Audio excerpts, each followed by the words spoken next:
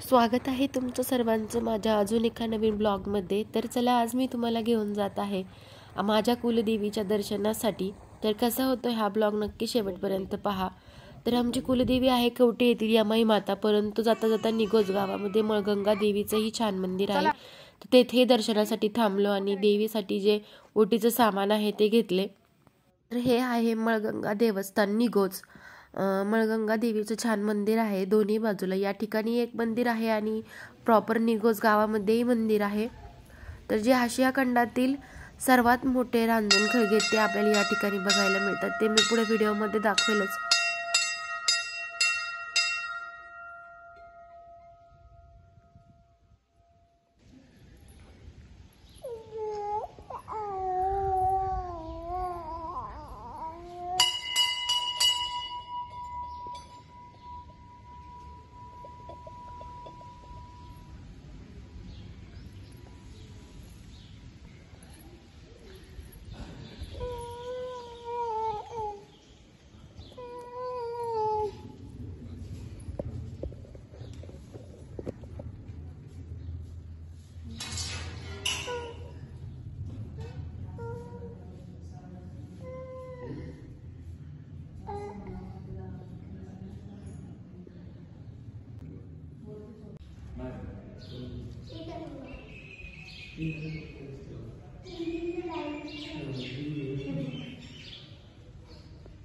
दर्शन वगैरे घेतले तर चला मी आता दाखवत आहे तुम्हाला रांजणखळगे।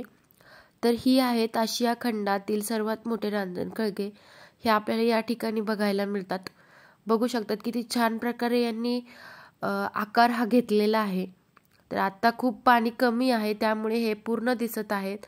ज्यावेळेस ही कुकडी नदी आहे जी भरून वाहते तर त्यावेळेस हे वरपर्यंत पाणी येते। तर हे खळगे हे पाण्यामुळेच तयार झालेले आहेत आणि हे बनण्यासाठी हजारो वर्षांचा कालावधी या ठिकाणी लागलेला आहे।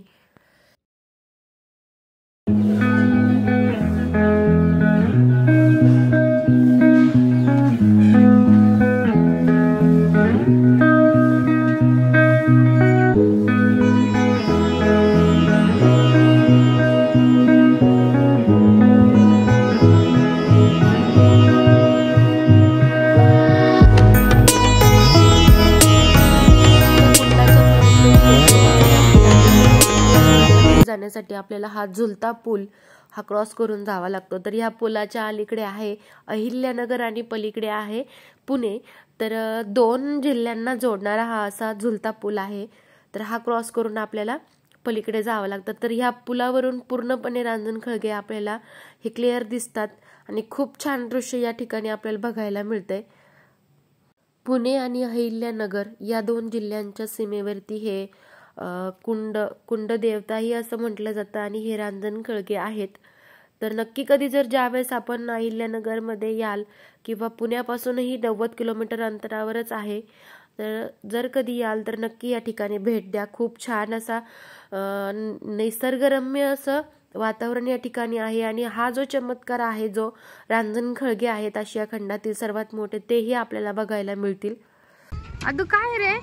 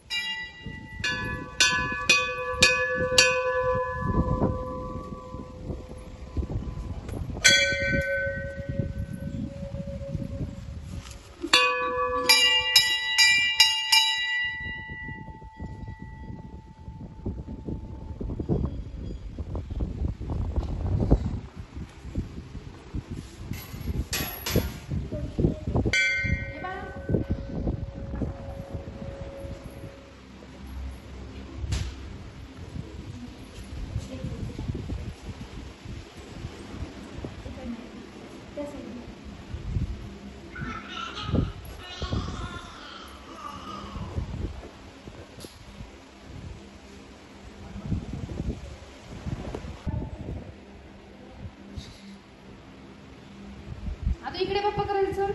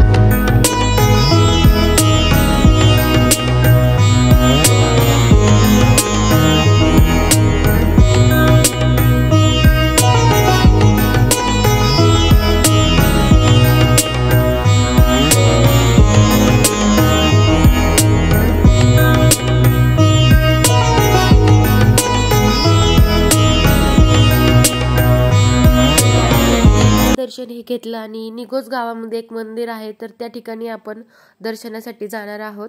तर चला जाऊयात मळगंगा देवीचं जे गावामधील मंदिर आहे त्या ठिकाणी.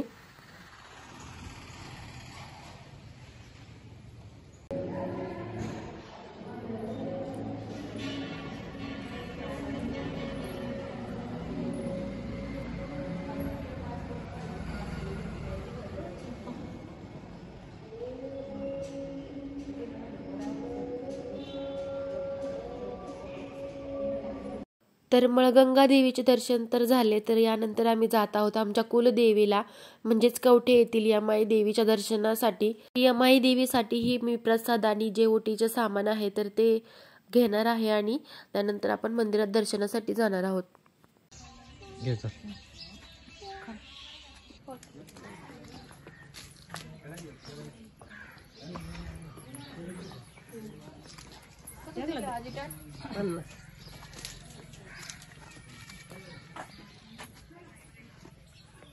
इकडे बाळा बूट देतो का मला? बूट देतो का मला?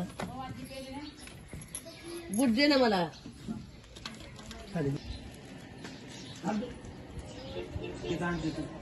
ते आहे का ते खजूर नाईट? हे कुठं तिथंच व्हायचं का? डोक्यात आजी दे आजीची काठी त्या. डोक्यात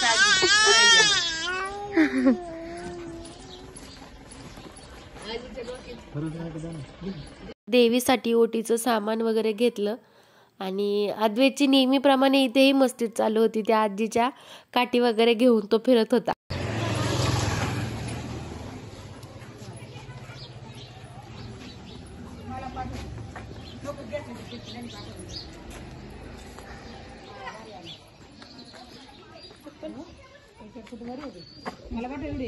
काढू इथं पायरी.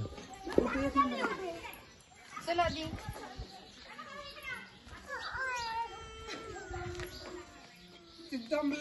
ही आहे श्री यमाई देवी आमची कुलदेवी.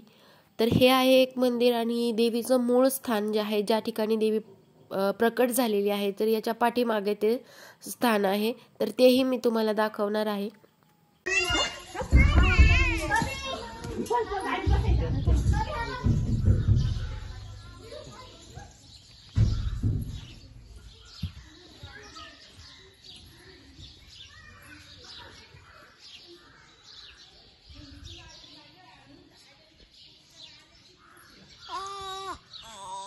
चला चला चला. ए अरे पप्पा करायचं चल आधी. अरे बा देवाचं दर्शन घ्यायचंय. अहो घ्या की त्याला. बाळा चल पप्पा करायचा मग जायचं परत.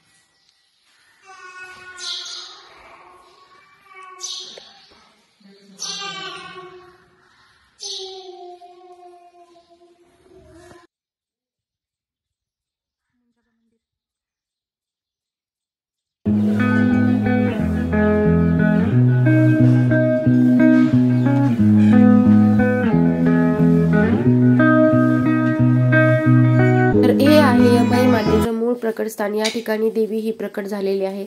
तर कसा वाटला आजचा हा आपला ब्लॉग हे नक्की कमेंटद्वारे कळवा आणि आवडला असेल तर नक्की चॅनलला सबस्क्राईब करा. थँक्यू. Bye bye.